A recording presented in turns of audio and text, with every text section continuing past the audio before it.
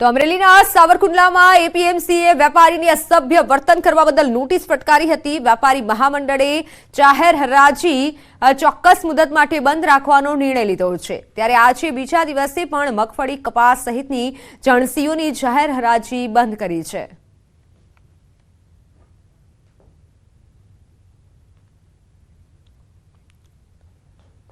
महत्वना समाचार पर नजर करिए तो राजकोट में स्वास्थ्य साथी चेड़ानो पर्दाफाश थयो छे। जाणीती भारत बेकरीना नमूना फेल थया छे। स्पेशियल एलची रस पेकेटनो नमूनो फेल थयो छे। सिंथेटिक फूड कलर भीड़वायो होવાનો खुलासो थयो छे। सेक्रीन अने सिंथेटिक फूड कलर जोखमी छे। मैन्युफेक्चरिंग डेट अने एक्सपायरी डेट पर नहोता लखता भारत बेकरी अने मनपाना फूड विभागे कामगीरी करी छे अने साथे शंकाना दायरामां हाल जे पण छे त्या फूड विभाग दरोड़ा पाड़ी रह्यु छे। 19 ऑगस्टे पण तपास हाथ धराई हती। मैन्युफेक्चरिंग युनिटमांथी ईंडा मळी आव्या हता। ब्राउन ब्रेडना मैन्युफेक्चरिंग स्थळे घऊनो जथ्थो नहोतो मळ्यो। सिंथेटिक कलरथी जोखमी बीमारीओ पण थई शके छे। तो फूड विभागे एज्युडेस्टर अने आ साथे ज कार्यवाही करी छे। जुदा जुदा विस्तारोमां 21 धंधार्थीओने त्यां तपास करवामां आवी रही छे। 8 धंधार्थीओने लायसन्स अंगे नोटिस अपाई छे। 15 जेटला नमूनानी स्थळ पर तपास करवामां आवी रही छे।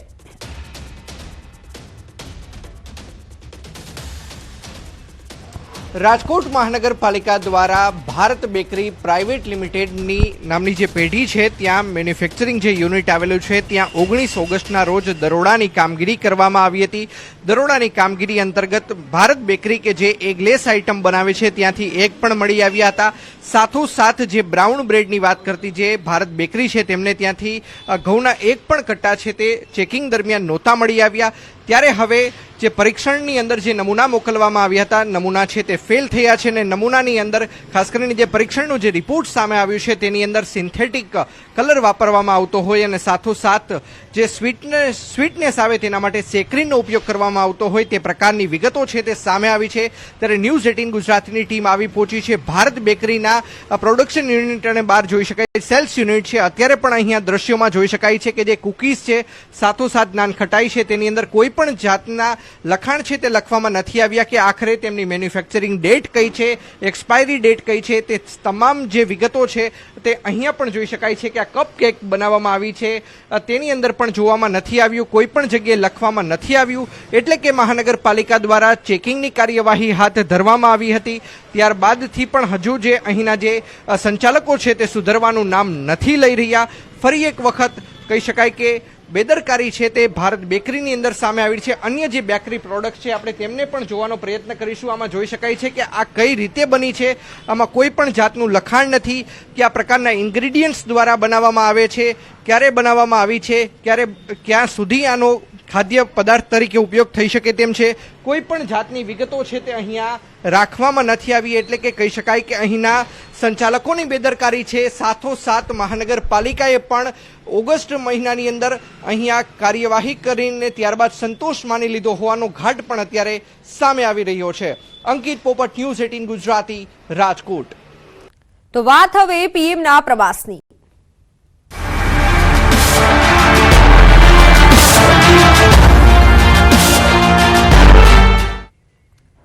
सूरत एरपोर्ट ने आंतरराष्ट्रीय दरज्जो मळ्यो छे। केंद्रीय केबिनेटमां महत्वनो निर्णय लेवायो छे। सूरत एरपोर्ट ने इंटरनेशनल एरपोर्ट तरीके मंजूरी मळी छे। पीएम मोदीनी अध्यक्षतामां केबिनेट बेठक मळी हती।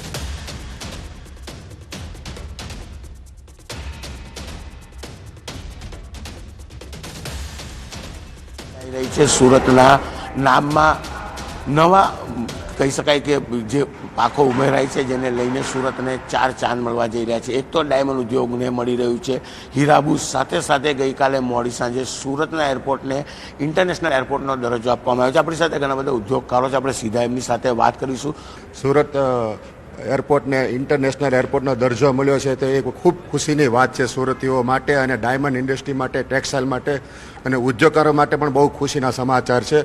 अने 17 तारीखथी जे सूरत इंटरनेशनल एरपोर्ट पर सीधी सूरतथी दुबईनी फ्लाइट जे शरू थई रही छे बहु आवकार्य छे। दुनियाना कोई देशों जवानुं थाय रो मटेरियल माटे के पोलिशिंग माटे, सेलिंग माटे तो अहींयाथी बॉम्बे जवुं पड़तुं, बॉम्बेथी फ्लाइट पकड़ी। बहु खुशीनी वात छे કે સુરતને ઇન્ટરનેશનલ એરપોર્ટનો દરજ્જો મળવાથી બહુ એટલે બહુ ઉત્સાહ, બહુ ખુશી, એની કોઈ સીમા નહીં, એટલી જ મોટી વાત છે. અને સુરત એક ખૂબ સુરત બની જશે અને ભવિષ્ય સુરતનું બહુ સારું છે, કારણ કે એરપોર્ટ મળ્યું છે, ડાયમંડ બુર્સ મળ્યું છે. નરેન્દ્રભાઈના કાલે ઓપનિંગ થયા પછી આવતા વર્ષોની અંદર દુનિયાના લોકો ખરીદી માટે સુરત પધારશે. અહીંથી દુબઈ જવું હોય, હોંગકોંગ જવું હોય તો અમારે બોમ્બે જવું પડતું હતું ને અમારા સમયનો ઘણો એવો વેડફાઈ જતો હતો. આજે અમે એક દિવસમાં હવે જ્યારે દુબઈમાં ટેન્ડરો થતા હોય કે કોઈ બી એક્ઝિબિશનો થતા હોય તો અમે ખાલી એક દિવસ સવારથી સાંજે અમારો ટાઈમ બગાડ્યા વગર અમે આજે જ્યારે આવી જઈશું, તેથી સમયની કિંમત બચશે. પ્રધાનમંત્રી નરેન્દ્ર મોદી 17 ડિસેમ્બરે સુરત ડાયમંડ બુર્સનું ઉદ્ઘાટન કરશે. વિશ્વની સૌથી વિશાળ કોર્પોરેટ ઓફિસ હબ તરીકે ડાયમંડ બુર્સ રાજ્ય અને દેશના આર્થિક વિકાસ માટે મહત્વનો ભાગ ભજવશે. 3400 કરોડના ખર્ચે 35.54 એકરમાં બનેલા આ ડાયમંડ બુર્સ રફ અને પોલિશ્ડ ડાયમંડ ટ્રેડિંગનો ગ્લોબલ સેન્ટર બનશે.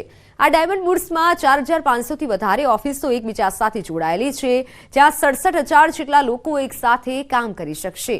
આ ઉપરાંત અહીં પ્રવેશ પહેલા high security checkpoints, public announcement system પણ આવેલ છે. બિલ્ડિંગના ગ્રાઉન્ડ ફ્લોર પર બેંક, રેસ્ટોરન્ટ, ડાયમંડ લેબ વગેરેની સુવિધાઓ પણ ઉપલબ્ધ કરાવાઈ છે. સુરતમાં બનેલા ડાયમંડ બુર્સ પર દેશ વિદેશના વેપારીઓની નજર રહેશે.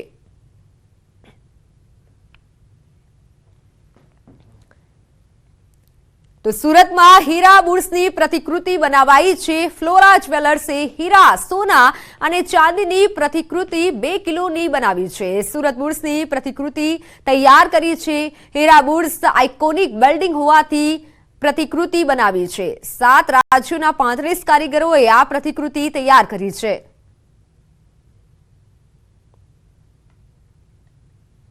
ડાયમંડ સિટી તરીકે ઓળખાતા સુરતની સુરત આવતીકાલથી બદલાવવાની છે, કારણ કે આવતીકાલે દેશના વડાપ્રધાન સુરતના ડાયમંડ ઉદ્યોગને વેગ મળે એવા હીરા બુર્સનું વેપાર માટે ખુલ્લો મૂકવાના છે. ત્યારે 10માંથી 8 હીરા જ્યારે સુરતમાં બનતા હોય છે, ત્યારે હીરાથી તૈયાર થયેલું હીરા બુર્સ જયમેન જ્વેલરી એક્ઝિબિશનમાં આકર્ષણનું કેન્દ્ર બન્યું છે. દ્રશ્ય સીધા જોઈ શકાય છે કે ડાયમંડ બુર્સનું આબેહૂબ કૃતિ બનાવવામાં આવી છે તે સોનાની અને ડાયમંડ દ્વારા તૈયાર કરવામાં આવી છે. જો કે ડાયમંડનું ઉદ્યોગ માટેનું સૌથી મોટું હબ ગણાતું હીરા બુર્સ આવતીકાલે દેશના વડાપ્રધાન ખુલ્લું મૂકવાના છે, ત્યારે આજના એક્ઝિબિશનમાં આ હીરા બુર્સ આકર્ષણનું કેન્દ્ર બન્યું છે. બનાવનાર વ્યક્તિ આપણી સાથે જ, આપણે સીધા એમની સાથે વાત કરીશું. આપનું નામ અને શું કહેશો અને લઈને? Jatin Kakadiya, Flora Jewels private limited. આ એક ભારત શ્રેષ્ઠ ભારત અને આત્મનિર્ભર ભારતનું એસટીબીનું આ બેજોડ પ્રતિકૃતિ અમે બનાવી છે. 35 જેટલા અમારા કારીગરોએ અલગ અલગ રાજ્યના, એમણે આ 60 દિવસની એમની અગાધ મહેનત છે થી અમે આ બનાવી છે. કેટલા ડાયમંડ લાગ્યા છે, કેટલું સોનું વપરાયું છે અને કેટલા દિવસની મહેનત? 60 દિવસની મહેનત છે અને અંદાજે 2 કિલો મેટલ યુઝ થયું છે. પંચ ધાતુ અમે યુઝ કરી છે હીરા સાથે, અને અંદાજે 7000 જેટલા નંગ આમાં યુઝ થયા છે હીરાના. વેલ્યુ ગણીએ તો કેટલી વેલ્યુ કહી શકાય?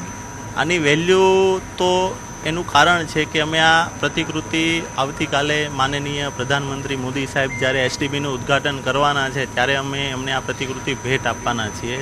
એટલે પ્રતિકૃતિ આ ભેટ આપવાના છીએ એટલે આની કોઈ અનમોલ વસ્તુ છે, કિંમત ન હોય. બિલકુલ, દેશના વડાપ્રધાન કાલે સુરત આવવાના છે અને હીરા બુર્સ જ્યારે ઉદ્યોગ માટે ખુલ્લું મૂકવાના છે ત્યારે ગિફ્ટ પેટે આ કલાકૃતિ તૈયાર કરવામાં આવી છે તે તો આપવામાં આવશે. પણ સૌથી મહત્ત્વની વાત છે, કલાકૃતિ હોય કે ઓરિજિનલ ડાયમંડ બુર્સ હોય, અલગ અલગ રાજ્યના તમામ લોકો એકત્ર થઈને આ બુર્સ તૈયાર કર્યું છે. એટલે કે કલાકૃતિ બનાવનાર જે મજૂરો કારીગર છે તે બી અલગ અલગ રાજ્યના છે અને ડાયમંડ બુર્સ બનાવ્યું છે તેમાં અલગ અલગ પ્રાંતના શ્રમિકો છે. એટલે કે કહી શકાય કે ડાયમંડ બુર્સ ચર્ચાનું કેન્દ્ર છે અને ચોક્કસ આ ડાયમંડ બુર્સ સુરતની ઓળખમાં એક નવા 4 ચાંદ ઉમેરે તેવું દેખાઈ રહ્યું છે. કેમેરામેન ભરત બ્રહ્મભટ્ટ સાથે કીર્તેશ પટેલ, ન્યૂઝ 18 ગુજરાતી, સુરત. તો મહત્વના સમાચાર, પીએમ મોદી આવતીકાલે સુરત આવશે. પીએમના સ્વાગત માટે સુરતમાં ભવ્ય તૈયારીઓ કરવામાં આવી રહી છે. પ્રદેશ ભાજપ પીએમનું ભવ્ય સ્વાગત કરશે. વિવિધ 6 પોઈન્ટ ઉપર પીએમનું સ્વાગત કરવામાં આવશે. ભાજપના 4 કાર્યકરો સ્વાગત કરશે. ધારાસભ્યોને પ્રધાનમંત્રીના સ્વાગત માટે જવાબદારી સોંપવામાં આવી છે. ઓએનજીસી બ્રિજ પાસે, ઓપી ફાર્મની સામે, મનભરી ફાર્મ પાસે સ્વાગત કરવામાં આવશે. રોડ મટીરીયલ ડેપો પાસે, Dalmia farm, C B Patel cricket stadium પાસે સ્વાગત કરાશે. ભાજપના કાર્યકરો ઉપરાંત મોટી સંખ્યામાં રત્ન કલાકારો પણ પ્રધાનમંત્રીને આવકારશે. રત્ન કલાકારો આવકાર બાદ કાર્યક્રમમાં જોડાશે.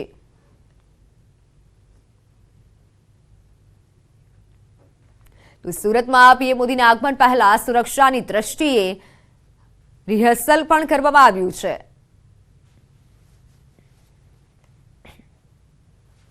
વડાપ્રધાન નરેન્દ્ર મોદી આવતીકાલે સુરતના મહેમાન બનવા જઈ રહ્યા છે.